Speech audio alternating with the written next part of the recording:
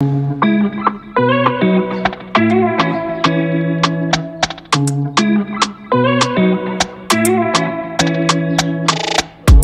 qui me demande Datadog. Datadog. Ok. Ben aujourd'hui, j'en avais d'autres d'ailleurs. Palantir et McDo. Ben, je vous propose, Dominique et Gaël, demain d'essayer à votre tour. Allez. Datadog. Alors, Datadog, configuration très intéressante. Une configuration très intéressante qui pourrait déclencher un signal d'achat dans les prochaines heures.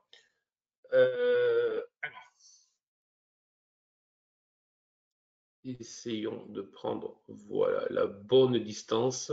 Là, on va être bon. OK. Donc, il y avait eu une grosse baisse et là, c'est en train de rebondir très fortement. Alors, sur le plan graphique, ça propose une configuration qui est très intéressante, qui est une configuration que tout le monde a bien reconnue en double creux. Alors, double creux, attention, là aussi, qui est limite. Autrement dit, le deuxième creux est pour moi un peu trop haut. Mais maintenant, dans ce cas-là, ce n'est pas trop mal. Pourquoi ce n'est pas trop mal? Parce que le deuxième creux s'est conclu, enfin, c'est arrêté sur un gap haussier. Autrement dit, ils ne sont pas allés plus bas parce que les acheteurs étaient pressés de revenir à l'achat. Là, c'est très intéressant parce que c'est plutôt un signal positif dans ce sens-là.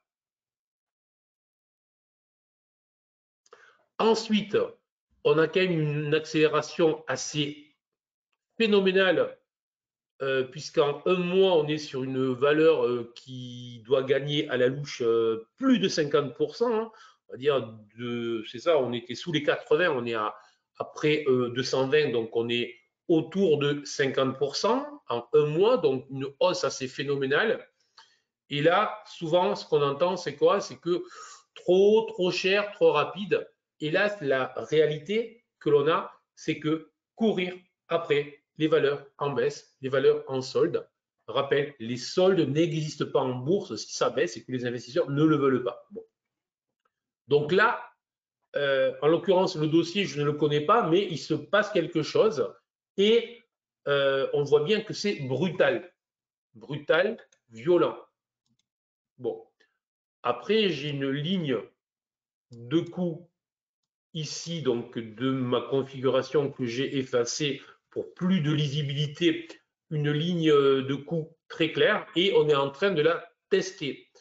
Donc, le signal haussier est très clair. C'est une clôture au-delà des 120, hein, mais au-delà de ce sommet-là, en clôture jour, toujours la même chose pour éviter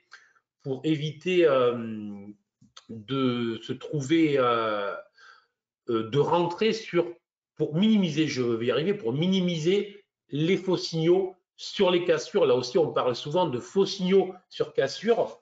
On peut éliminer honnêtement 7 à 8 faux signaux sur cassure. Je vous renvoie là aussi sur le webinaire que j'avais fait le 13 octobre sur les ateliers du trading, sur les cassures justement, et vous éliminerez sans aucun problème 7 à 8 fausses cassures sur 10 avec quelques règles simples. Là aussi, il ne s'agit pas toujours le travail, la méthode. Bref, une clôture au-delà des 120 $ validera le double creux. Et si on valide le double creux, 120 plus 40, on voit bien que ça nous renvoie entre 160 et 165 $. Autrement dit, un potentiel haussier de 30%, si je compte vite, sur cette valeur dans les prochaines semaines, les prochains mois. Donc, à surveiller très attentivement, bien évidemment, dans les prochaines heures, les prochains jours, cette valeur.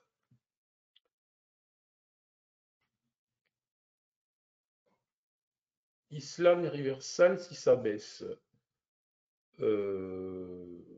Non, pour le moment, tant qu'on reste sous la résistance, qu'elle n'est pas breakée réellement, le signal n'est pas là. Dès lors que le signal est là, ben, on fait du trading, on rentre, et puis après on met la taille de position que l'on veut et on place le stop. Alors là, le stop, je ne vous en parle pas car je vous laisse placer les stops en fonction de vos horizons de temps, de vos objectifs, etc.